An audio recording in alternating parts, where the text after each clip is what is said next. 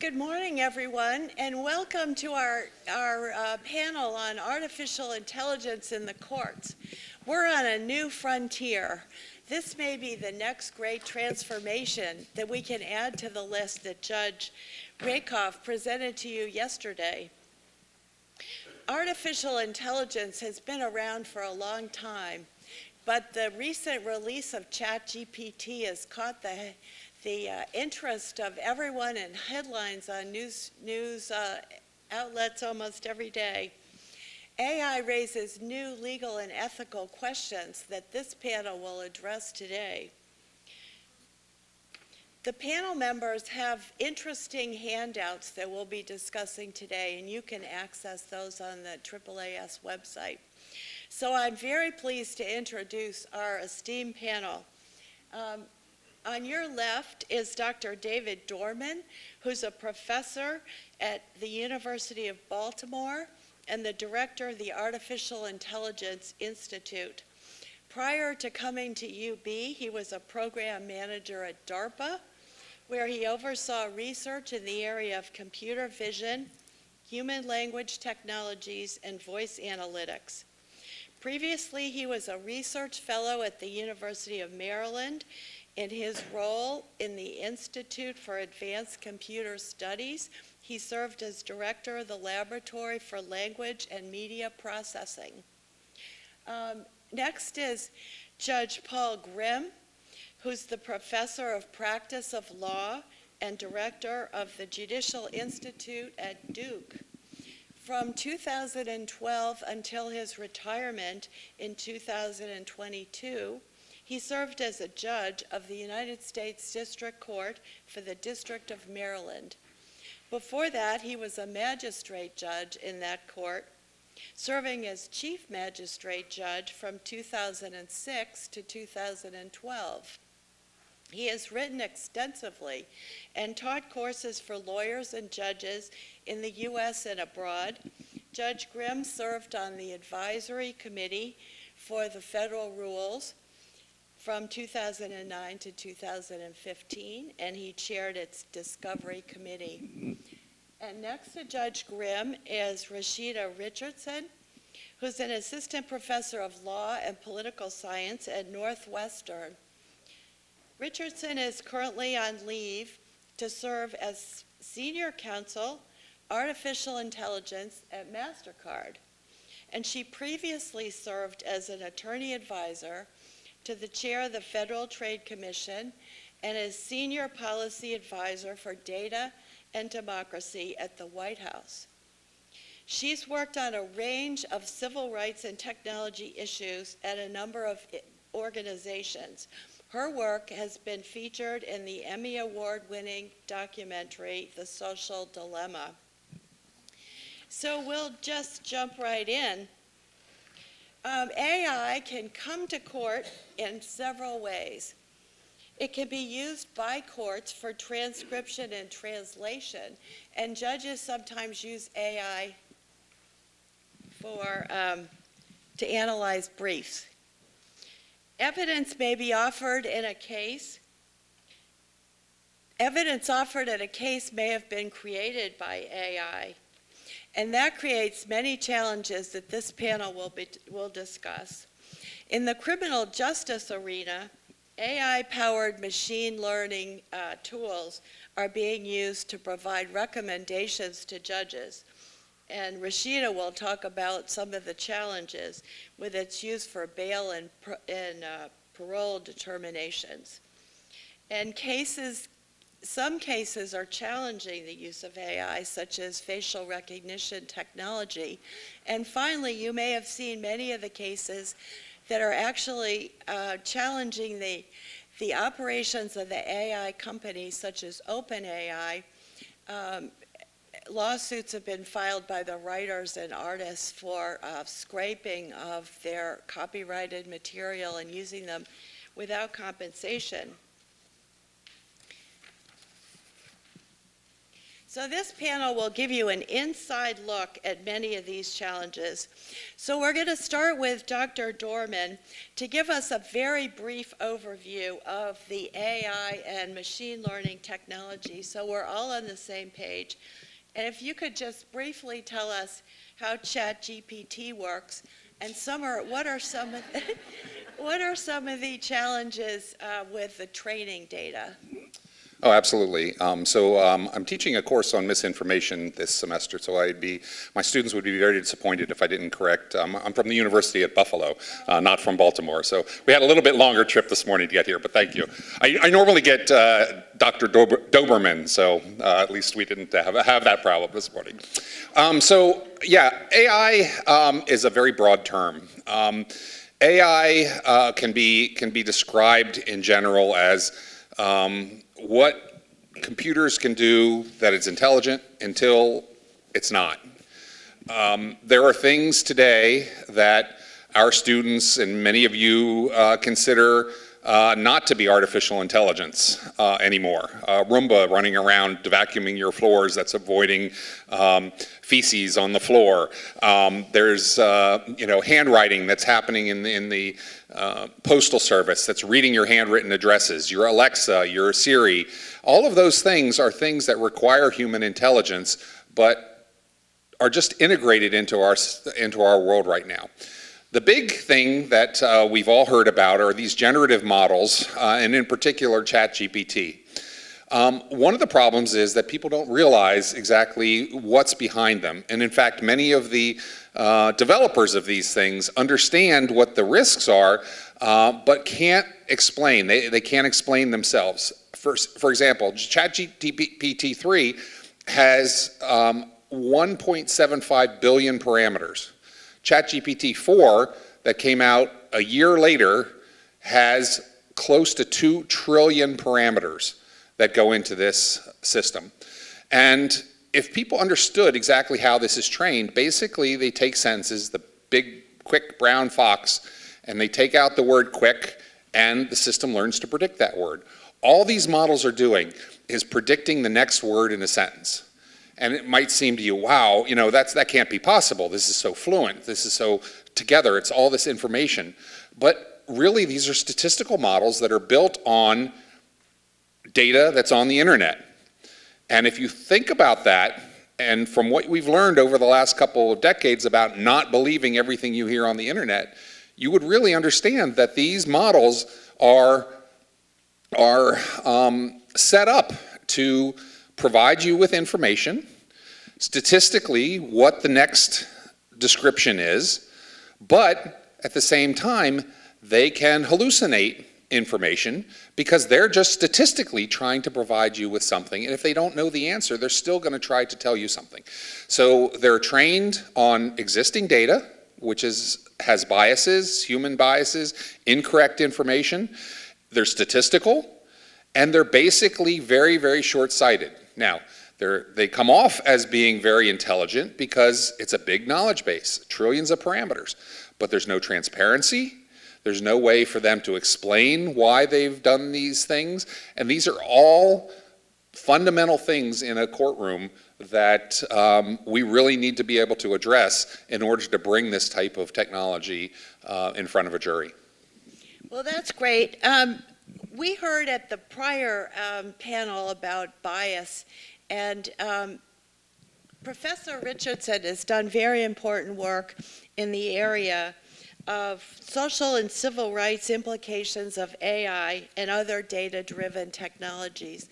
And I want to have Professor Richardson tell you about her work and how its implications may impact the courts.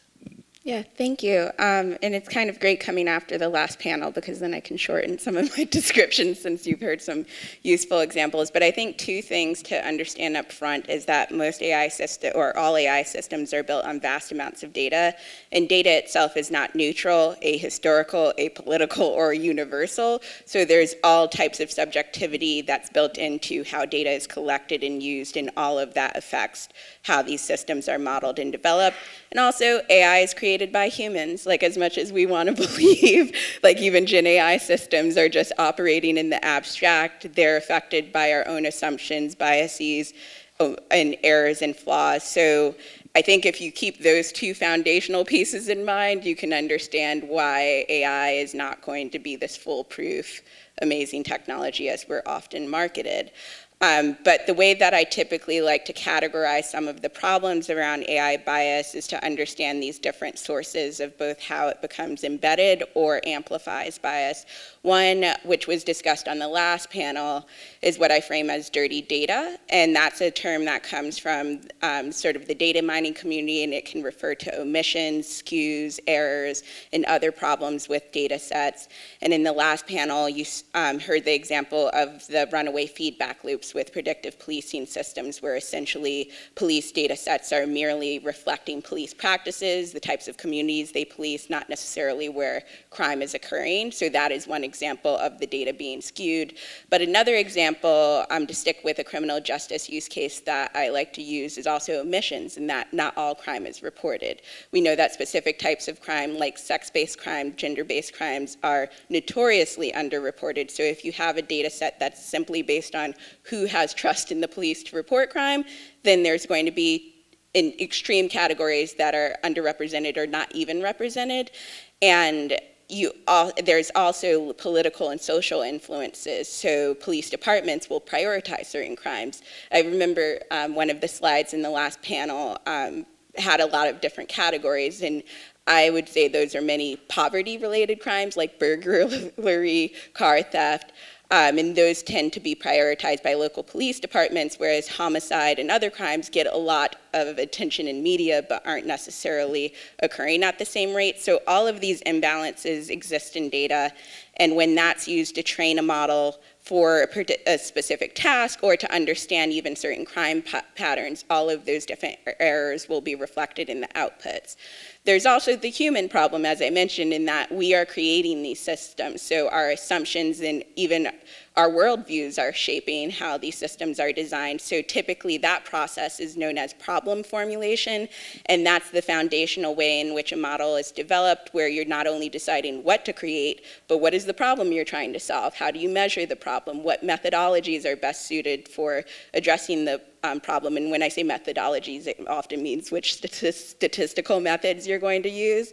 And all of these are value-based sort of assumptions that are going into the design and can skew how a model ultimately works. And an example that got a lot of media attention and is actually an interesting study that I'd recommend you look at was in the health field, where they were trying to develop a hospital triage algorithm, essentially to identify patients that should be prioritized for more care. And when the model was designed, they used payment data to assess who needed health care. So essentially, the model ended up prioritizing white and wealthier patients over Black and poorer patients. And what the problem design there is that when you're using payment data, people who cannot pay or do not have access to health care's data and needs are not being viewed or understood in the same way by the model, and therefore they're being deprioritized by a system even though they may need help immediately. So that's just an example of seeing how both assumptions about the nature of the problem, but also just a fundamental misunderstanding of how the healthcare system can work, can lead to skewed design. And then a third category that includes a lot of things, and I'll try to keep it tight in this description, is evaluation. I think a major problem is that we believe in an ideal world, all AI systems are tested before they're used, that we have careful plans in how they'll be used in any type of system, but that is not the case. Often many systems just go from being tested in a lab, which is a very clean and contained environment with not all the messiness of the world, and then used in a population, and then it's all of a sudden we notice, oh, it doesn't work. But there's also just issues in how these systems can be evaluated. A lot of my research looks at government use of AI.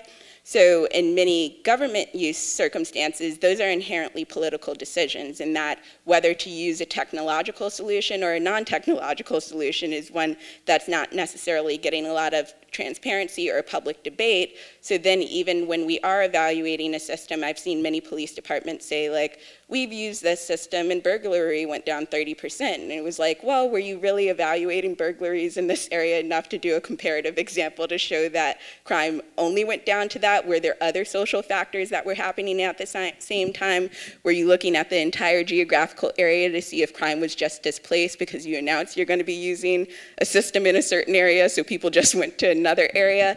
And in many of the use cases that I've evaluated, it's like you see these sort of great marketing or success stories, but then when you start to take a step back and look at the overall use of the system, you're like, well, there is actually a number of other variables that could explain this same outcome, and we're not hearing that. But also, there isn't necessarily public debate about why a certain technology was used instead of another alternative.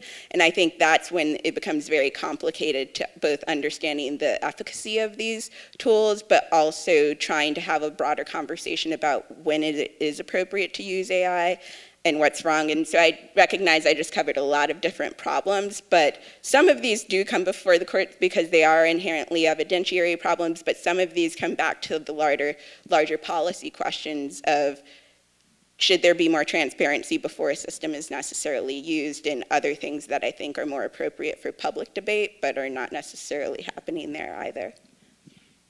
So Professor Richardson, give the audience an idea of where to find your important law review article that focuses on these issues. Oh, I believe it's in the materials, but I think one of the ones you're referencing is Dirty Data, Bad Predictions, which specifically focuses on the first categories of harms that I recommended, and I specifically looked at police departments that were investigated by DOJ for pattern and practice violations, and that ultimately did use predictive policing software that was based off of the data used when they were investigated for a civil rights violation. So it's an interesting approach to seeing how the data problems infect the outcomes of the system. Great. So now we'll turn to challenges of AI in the courts. And Judge Grimm, since you've spent decades in the courts and you're a preeminent expert on evidence and authentication, please begin by giving us your overview of what the challenges are with the various types of cases that come to court. So let me start off by saying there's a saying I heard. I'm a big fan of a lot of these UK programs and authors that I listen to on audiobooks. And I heard one person say one time, and I thought that this sort of describes the lead-in I want to make, is that the United States and the United Kingdom are two countries separated by a common language. So we have a common language, but you know, they get on a lift, we get on an elevator, and there are these types of differences, even though that there's a current a communal concern and shared environment. In the law looks at proof differently than science and technology look at proof. The law looks at proof in terms of situational truth and not necessarily in cosmic correctness or accuracy. And when issues involving technology and artificial intelligence applications are being used throughout every aspect of the government and private sector, when disputes involving institutions and individuals using this technology come to court, judges are going to have to decide the evidence that the jury can hear and what is the analytical framework to determine whether or not the information about how these software applications work has the biases in there that would undermine it as what you have heard here, or whether it is sufficiently reliable to be considered in deciding the case. And in doing that, the judges are required to adhere to the federal rules of evidence. And all the states have adopted rules of evidence that are, if not identical to the federal rules, at least similar in concepts. And what that means is that in our system, which is a unique system in the sense that it is premised upon the fact that juries will decide factual disputes and the outcome of cases, and judges will decide what the juries can hear. That's the division.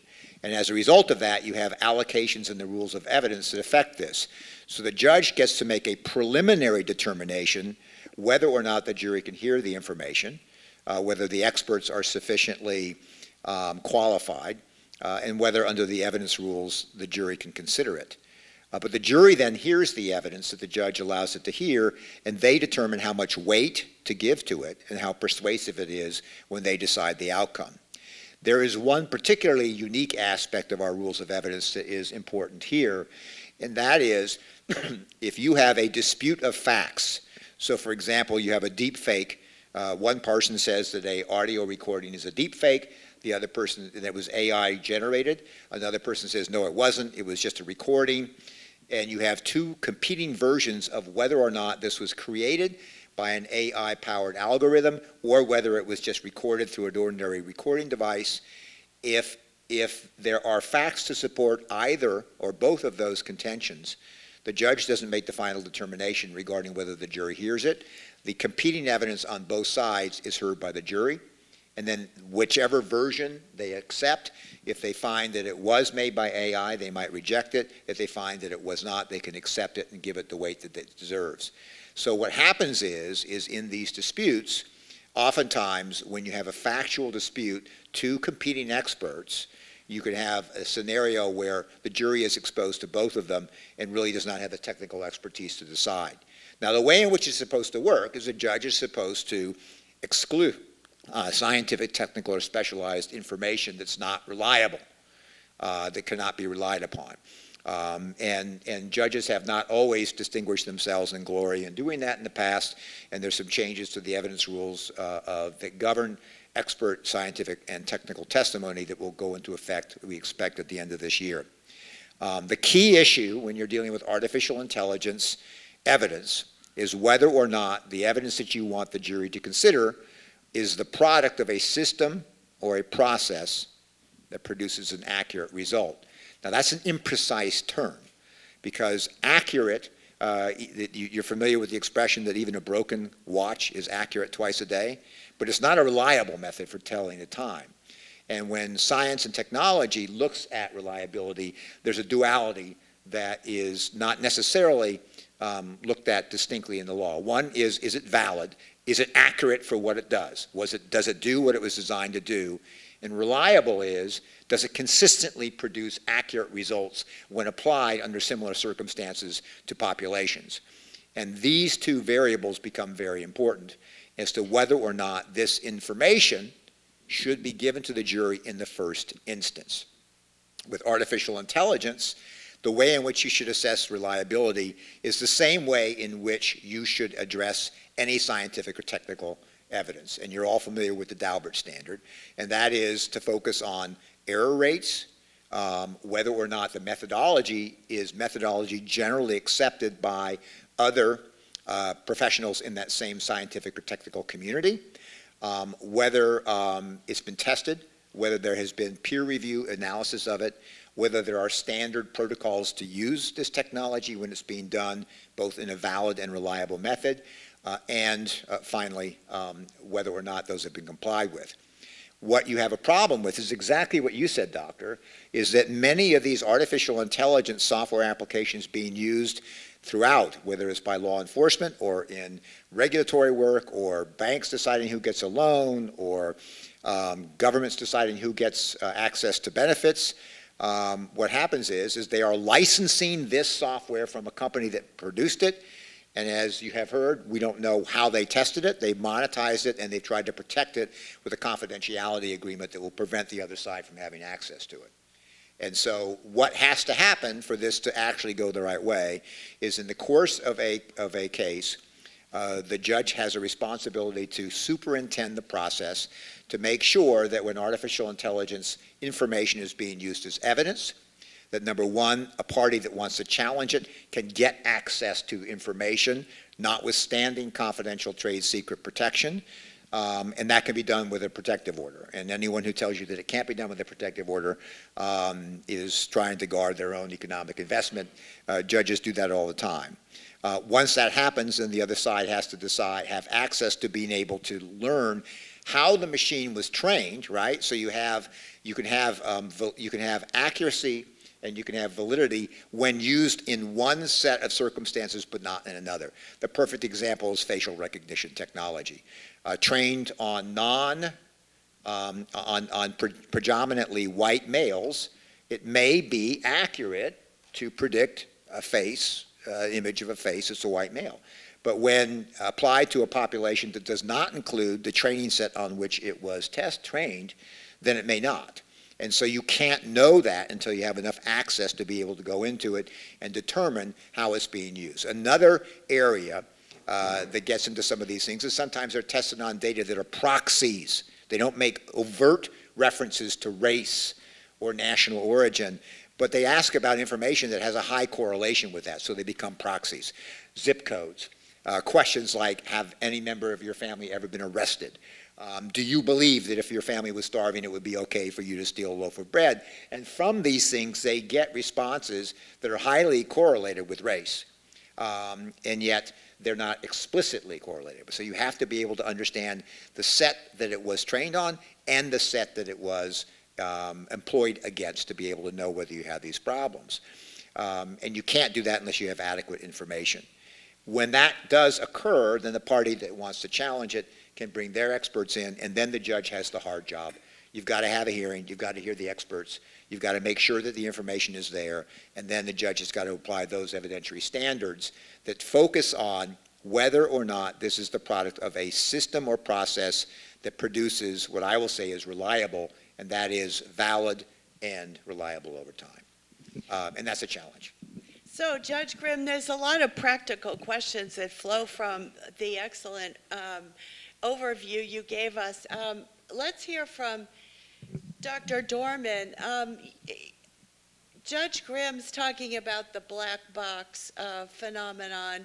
How practical is it if there's a billion data points in the code and for an expert to review, say, how ChatGPT operates? Give us your opinion on how this is going to unfold in court. Yeah, absolutely.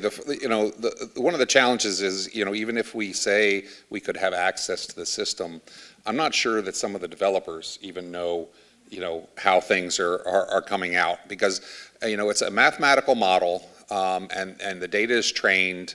You can look at the inputs, you can look at, where this data comes from, the sampling, all the statistical pieces. But in the end, if there's creep in terms of the application, maybe this was originally used to get benefits for teenagers exiting the foster system. And then it's used for young mothers, or then it's used for families that have just come out of difficult times. There's just a lot of things that happen. And so I'm a big proponent of making sure that the people that are using these tools, these AI tools, understand not only that there could be bias, there could be these problems with them, but to realize that these aren't oracles. They aren't always right. It's just the same as sitting there and talking to someone else. They have an opinion. They're giving your opinion. We need to treat these things as tools. Now, in terms of the black box piece, we can observe the inputs, we can observe the outputs. But again, these are things, they're trained on existing data sets. There have been many examples, even some of the biggest companies, Amazon at one time, you tried to use this for taking and evaluating resumes for different types of jobs. They couldn't get the gender bias out of it, no matter how much they tried. They gave up on the project. So there were things that weren't, gender things, but so-and-so went to a certain school that turns out to be an all-girls school, or they played certain sports, softball as opposed to baseball. All these types of things in resumes creep into this modeling, and these really are unexplainable things. What we're seeing now with ChatGPT and other large language models is the companies such as OpenAI are putting a tremendous amount of resources into mitigating some of these problems. So it's very difficult to, for example, get a ChatGPT to give you misinformation or recharacterize something to make somebody the bad guy. It won't do predictive things. It won't predict the future. But all of these things are sort of Band-Aids for these problems. And people have to understand now, because what they're doing is a lot of these companies, and it was mentioned here twice, they want to make money. They're retraining their own systems with these same types of algorithms that are published. The algorithms are published, the models aren't necessarily published. And they're not putting the effort into evaluating the bias or the creep of what can happen with these things. And a lot of these chat bots, they try to bring in information back and forth. And of course, we hear about the high-profile ones where we trick the systems into saying something, and you can still do it. You can still get them to give you misinformation, but it's not as easy as it used to be. So we really need not only accurate things, we need to know how to test these, but we also need transparent systems that are explainable. We need to be able to go back to these systems and ask them why they made that decision. If there's somebody working on producing a report about recidivism, you can go back to them and say, why did you do this, or why did you choose this, or why did you make this assumption? We can't do that with AI systems today, and that's going to be an important part moving forward. Can I actually add something? Yeah, I also think there's real trade-offs in that some of these problems we may not be able to solve, and specifically one example that comes up within the generative AI space is the data set size, and that the latest version of GPT is trillions of data points, which can help improve accuracy, but there's also really interesting research coming out of Mozilla. Dr. Abebe Burain did research and showed the larger the data set, the more biased it is, because she actually saw the larger data sets included more correlations where Black men in particular were tagged as like primates and criminals more frequently because it was appearing more in the data set. So that's something where there may be an inherent tension between we do need more data to make the model better, but introducing more data introduces more problems, which may make it harder to mitigate overall. And I think that's just a common thread we're seeing not only in generative systems, but with a lot of AI systems, in that the solutions aren't just simple mathematical fixes. And you mentioned transparency, and the American Bar Association, where I'm active, passed a resolution at the mid-year meeting in February that is called Resolution 604, and the ABA urges developers, designers, and users of AI to ensure there's human control over the system, and also transparency in documenting what the design and code is, so that it'll help rectify some of these problems that my fellow panel members have talked about. Actually, how you implement this is going to be the next question that computer scientists will have to address. But at least the ABA has taken a position on this point. And also, you mentioned hallucinations, which has been in the news so much. How does someone meet the standard of reliability and validity if there's so much evidence that hallucination is an aspect of these large language models? Maybe both of you could comment on this. Well, I'll just make a quick comment that we have to treat this as a tool. We can't treat it as an oracle. So it's not the end-all answer. I mean, even years ago when I was a student, we were still using encyclopedias. We would still go and look at other sources. Lawyers do it all the time. But we're going to have a big problem if we expect companies to document everything, because that's, other than the data, how they put the widgets together to train their models. That's the secret sauce. That's the intellectual property that these companies are trying to protect. And so, yes, you can do it, but this is not going to be a high priority especially for startup companies, and granted, the ones that are making the biggest impact right now. Judge Grimm, you mentioned the rules of evidence. Since rules of evidence don't specifically provide technology guidance, how should judges use the federal rules of evidence to assess the AI evidence coming in, and what is your work coming up with new rules that may be helpful to judges in this area? Well, one of the things, of course, that you worry about is the rules of evidence and procedure trying to be somewhat technology agnostic, and that's just because all the process by which federal rules of practice and procedure are adopted, there's a good aspect and a bad aspect. The good aspect is very transparent. There are multiple layers of review. So you have, for example, the Evidence Rules Committee. You have very qualified judges and practitioners and academics on that. They're all handpicked by the Chief Justice of the United States. They're all at the top of their field. They hear information and they make a decision that they want to modify the rule.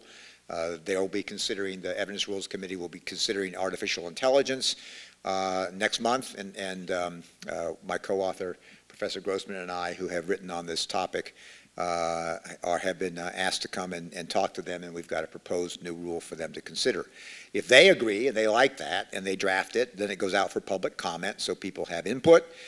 If all that process takes place and it then has to be approved by the Standing Committee, which is the umbrella committee, the Judicial Conference of the United States, the Supreme Court of the United States, and then it goes to Congress.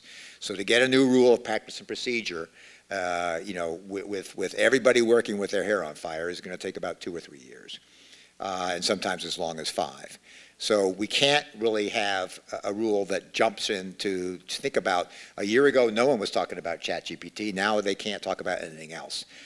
So if you wanted to come up with a rule specifically dealing with ChatGPT, what we know is 5 years from now, there will be something else that is causing people to run around with their hair on fire. So we got to use the existing tools, and the existing tools allow us to do so. The first thing is that the evidence has to be relevant, so it has to have some tendency to prove something important in the case. If something is not both valid and reliable, it doesn't have any tendency to predict anything. The judge has to decide that the people telling you how this operates, the experts, are qualified, and the specific issue that the judge has to decide is, has the person who wants to introduce this evidence shown that it is what it purports to be? Now, the bad news is that's a low threshold. It's done by a preponderance. That's 51%, slightly better than a coin toss. So the bottom line is that you might have something that is facial recognition technology that 60% of the time will give you a result that is an accurate and reliable result, but 40% of the time it doesn't. So what do you do on that? Well, the relevance rule would tell you is that, and the authentication rule would tell you, that once you get to that, over that 51%, then they have met that burden. Then what happens is that the adversary system has to kick in, and the other side has to come up with evidence to say, all right, they've met that, but here is the evidence that shows that this is problematic. And what happens is that the final factor that the judge has to look at it is to say, if this evidence is relevant and would ordinarily come in, is the danger of unfair prejudice greater, substantially greater than the proving benefit that it has? And if you find, for example, and one of the other panels today was talking about this, depending upon how important the outcome is making that decision, you may have a greater or a lesser appetite for an error rate.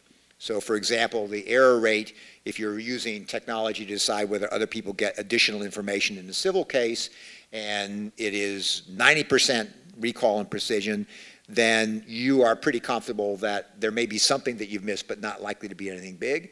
On the other hand, if you're using this type of technology to predict how long a sentence to impose upon a defendant in a criminal case, where an error rate is going to cause someone's liberty to be infringed in a way that it would not otherwise be, then you should have a much less of an appetite for tolerating error. And that flexibility in that balancing rule would allow the judge at the final stage to say, we're not going to rely upon it. Now, how would you know if you have an error rate? Well, you have to also ask yourself, what evidence is this being offered to, what is it being offered to prove? Is this the critical evidence in the case? Is it corroborated by other evidence so that you have sort of internal guidelines for reliability because it matches up with other facts, not particularly technology generated, so that you have a comfort factor? And if it doesn't, then that's a warning sign. If it's the only evidence of this key information, and there is a legitimate challenge, then at the very end, the judge has got to make that call. Is it too prejudicial to let the jury even hear it? Because the challenge you have with artificial intelligence, some of these applications, is that even some psychological studies have shown that even when the jury knows that something is fake, it can have such impact when they have seen it that it alters the way they think about the facts, even if they say, well, this is probably not true. So you can't unring that bell. So these are going to be the challenges that I have to be dealing with. So lawyers and computer scientists and judges are very challenged by AI at this point. And the ABA is trying to help lawyers sort this out and judges. But I'd like to ask Professor Richardson, if this type of complex evidence goes to the jury, how likely is it that the jury's going to be able to make an informed and thoughtful decision one way or another? I mean, Judge Grimm kind of just talked on this and that. I don't think most juries would be able to, because even if I think you can take all of our comments together to see that it's not just practitioners that will be troubled with this issue, but everyone in society, because you would need to even have a basic understanding of how some of these systems work in order to be able to objectively view some of the evidence. And really, honestly, most people can't be objective with any form, like non-technical evidence. So I think generally that's going to be really difficult. And then I also think there's some concepts that we struggle with as a society. So earlier, Judge Grimm was talking about proxy bias issues. And that's something where we're just talking about correlations. So there's something that's saying these things have something in common. So race and zip code is because of a history of segregation, which has encoded certain spaces with race. But it doesn't necessarily mean causation, and I think a lot of people struggle with that difference of correlation and causation not being the same thing. And so even when juries or just people are given information about statistics, like basic statistical information, it doesn't necessarily mean that people are comprehending both the evidence that's being provided, but also if like basic concepts like correlation and causation are not distinguished in your mind, then you could be presented with information and still sort of muddle the outcome there. So I think it's our institutions, arbiters, and just society in general are going to continue to struggle with these issues. And then I also think, like one last point that I often get in fights about with policymakers is like there's this push for like, well, maybe if we have better digital literacy, that can help with things. But then I'm like, but before you even get to digital literacy, there's basic literacy that we struggle with as a country. Like if you look at kids today, most of them are struggling to read, and even adults. So, and you have to build on those foundational principles. So I think it's also, not that to keep saying everything's so difficult to figure out, but I think there's this tendency to think that there can be very simple solutions to some of these problems, but most of them stem from structural inequality, resource inequalities in our society. So it's not always going to be an easy tech fix for the tech problems, because many of them are analog problems that we've just been punting on in a lot of ways. Very important. So we'd like to ask our audience to tell us if you have any questions. We just have a minute, but we want to conclude with probably the most difficult issue that you've all read about, which is about deepfakes. And I'd like to ask Dr. Doermann to tell us what kind of research is going on with deepfakes, and is there any hope of actually identifying what evidence is produced by AI and what's accurate and what's not? And then we'll ask Judge Grimm, how can the courts deal with such a difficult problem? Well, it looks like my microphone is that one on? Okay, I'll trade you there for a second. Yeah, so deepfake, the term of the the year before ChatGPT was deepfakes, and unfortunately, deepfakes is sort of a big term that it's a very specific technology. It's taking and overlaying faces of individuals on video that existed. So it's not a completely generative model, but in general, it's become a synonymous with any kind of generated media. So in terms of detecting deepfakes, if we as scientists can say something is a deepfake, that means there's trace evidence that was left in the digital components of the image, or perhaps you got the original video sources that went into creating these deepfakes. Then you can be fairly reliable in doing this. The challenge is that there are a lot of new technologies or a lot of new things. They're getting much better. And so if you can't really say that something is not a deep fake, because there are a lot of things that can cover up that trace evidence. You can do compression, you can withhold the sources that originally went into it, and they're getting to the point where they're much better than a human can detect. But at the same time, there are methods. We mentioned Daubert before. I think one of the few image-based methods is called PRNU, basically camera fingerprinting. But there are ways now of spoofing that and introducing those artifacts back into an original image. So it's happening. It's a race on both sides of the aisle, and it's really a challenge. And I think a judge seeing this kind of evidence where, one person calls it a deep fake and another in child pornography, it happens a lot. It's a real challenge to be able to do that. And I'm not sure that we're even up to that point where that evidence alone could be introduced. It's just not reliable enough. So, Judge Grimm, many judges aren't as technologically astute as you are, and many counsel, some of them have just got sanctioned for using ChatGPT and not understanding it. How are the courts going to deal with this problem in the short term? Well, I think that the problems that you've heard about using generative AI to submit legal briefs or legal pleadings involved lawyers doing things that any competent lawyer would never have done. I mean, you don't say, I went to ChatGPT and it gave me a legal case that I never bothered to look at it to see if it was really a legal case. It never occurred to me to do that. Would be the equivalent of a lawyer saying, well, I saw this article that said this case stood for that, so I cited the case without reading the case. That's a violation of a lot of obligations that lawyers already have. So I think what will happen there is that will sort itself out. What will happen is that there will be a requirement that if you use generative AI or similar evidence, artificial intelligence, to be able to provide factual or legal authority in a submission to a court, you're going to have to independently verify that those sources and facts exist. And so I think that will settle itself out and sort itself out. The more problematic one is the area that you were talking about, Doctor, with the deep fakes, because these are getting so good that it's being hard to determine whether something is. I mean, it used to be some of them were very crude, and it could be very, just looking at it, it wasn't, it was close, but it wasn't close enough. Now it's getting very, very good. And all of these techniques about making sure that they have inherent markers of authenticity, like watermarks, they can all be spoofed. And there are now people who are coming out with software that purports to be able to determine if something is a deep fake, but they test these with these adversarial models. The two doctors would know much better than I.